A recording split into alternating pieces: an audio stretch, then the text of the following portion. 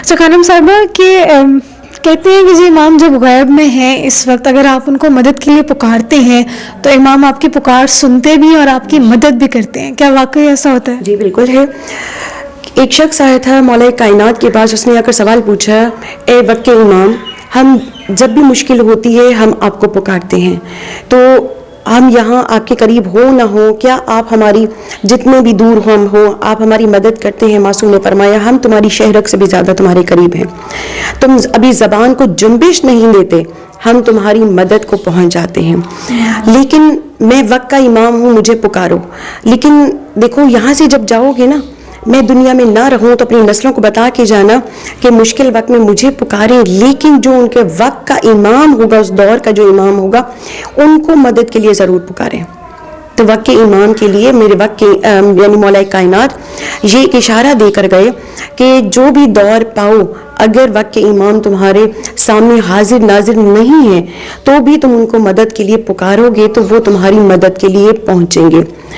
اس کے لیے 15 شعبان کو جیسے ہم رات کو جب شب لگتی ہے ہم عریضے لکھتے ہیں.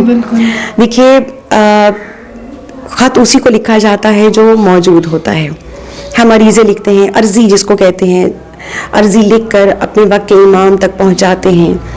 اور کتب میں ملتا ہے کہ جس دن امام کا ظہور ہوگا، ہم نے جو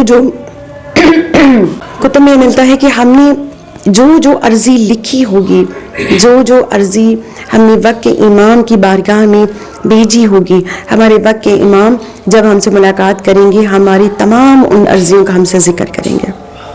انہیں معلوم ہوگا کہ ہم نے یہ ان کی بارگاہ میں عرضی بھیجی تھی، یہ درخواست بھیجی تھی، یہ باتیں کی تھی. اور وقت کے امام کا بھی فرمان ہے کہ سنو، اگر ہم تمہاری مدد نہ کریں، ہم تم پہ نظر نہ رکھیں تو تمہارے دشمن تمہیں ہلاک کر دیں.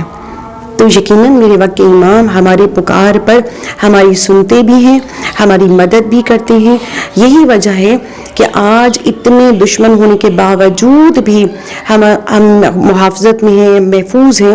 تو میرے وقت کے امام کی ہی مدد ہے جو آج اتنے دشمنوں کے ہونے کے باوجود ہمارا مذہب، ہم تمام ان کے ماننے والے جو منتظرین ہیں، ہم حفاظت میں ہیں، لوگوں کے یعنی دشمنوں کے وار سے ہم شر سے بچیں.